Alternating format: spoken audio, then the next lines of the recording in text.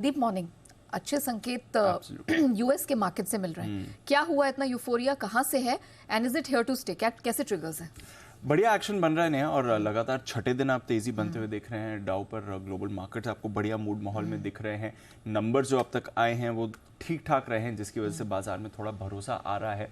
और कल तो हमने देखा बढ़त थोड़ी हल्की ही रही, 75 अंक ऊपर ही था डाउ, बट लगातार छठे दिन तेजी थी। एंड मोर इम्पोर्टेंटली 2023 की नई ऊंचाई पर आपको डाउ बंद होते हुए दिख रहा है। तो इस साल की ऊंचाई पर अब आपको डाउ आते हुए दिख रहा है। ये एक बढ़िया संकेत है जो बाजार को और अच्छे मूड में ला रहा है। नैस्डैक और S&P में भी हमने अच्छी बढ़त देखी। इनफैक्ट नैस्डैक तो ऑलमोस्ट 1% ऊपर था। स्मॉल कैप्स में भी बढ़िया रिबाउंड आया। रसल 2000 1% ऊपर बंद हुआ है। तो बाजार का मूड माहौल तो बहुत ही अच्छा बना हुआ है। एक्शन भी बढ़िया आ रहा है और कल की तेजी भी को अच्छी दिखी। थोड़ा कंसंट्रेशन था। एक तो गिरती बॉन्ड यील्ड से थोड़ा सहारा मिल रहा है। 3.8% पर आपको 10 साल की यील्ड दिख रही है। अगले हफ्ते फेड की पॉलिसी आने वाली है, तो उस पर तो सबकी नज़र बनी ही हुई है।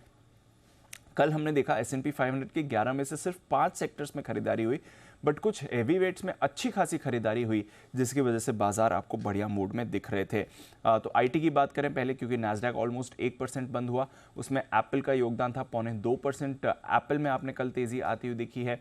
टेस्ला में कल 3.25% की तेजी थी। इसके साथ ही हमने देखा सेमीकंडक्टर बनाने वाली कंपनी एनवीडिया, यहाँ पर भी 2% का उछाल आते हुए देखा। तो वहाँ से बाजार में काफ़ी बढ़िया स्ट्रेंथ थी जो आगे सहारा दे रही थी।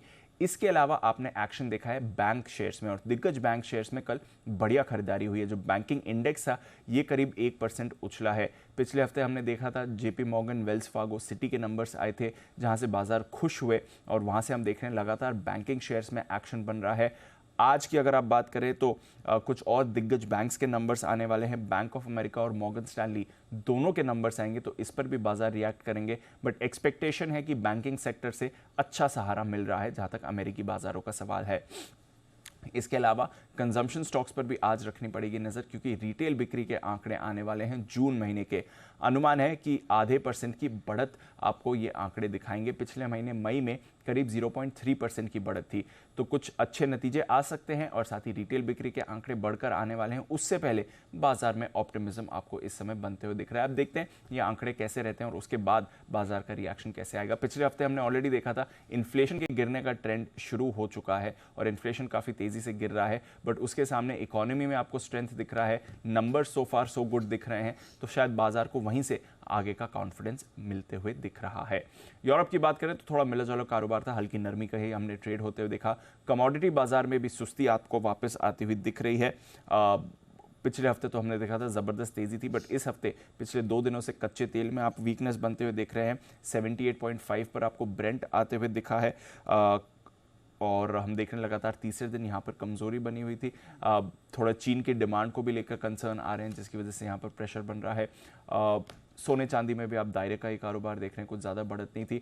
बेस मेटल्स जहाँ पर पिछले हफ्ते दमदार तेज़ी आती हुई दिखी थी, इस हफ्ते ट्रेंड आपको रिवर्स होते दिख रहा है। पिछले हफ्ते की पूरी बढ़त गवा दी है, क्योंकि अगेन चीन के GDP डेटा ने आपको निराश किया है। एग्री कमोडिटीज़ पर रखिएगा नज़र, वीट और बाकी ग्रेन प्राइसेस पर भी आपको रखना है नज़र, क्योंकि थोड़ा उतार चढ़ाव वहाँ पर हो रहा है।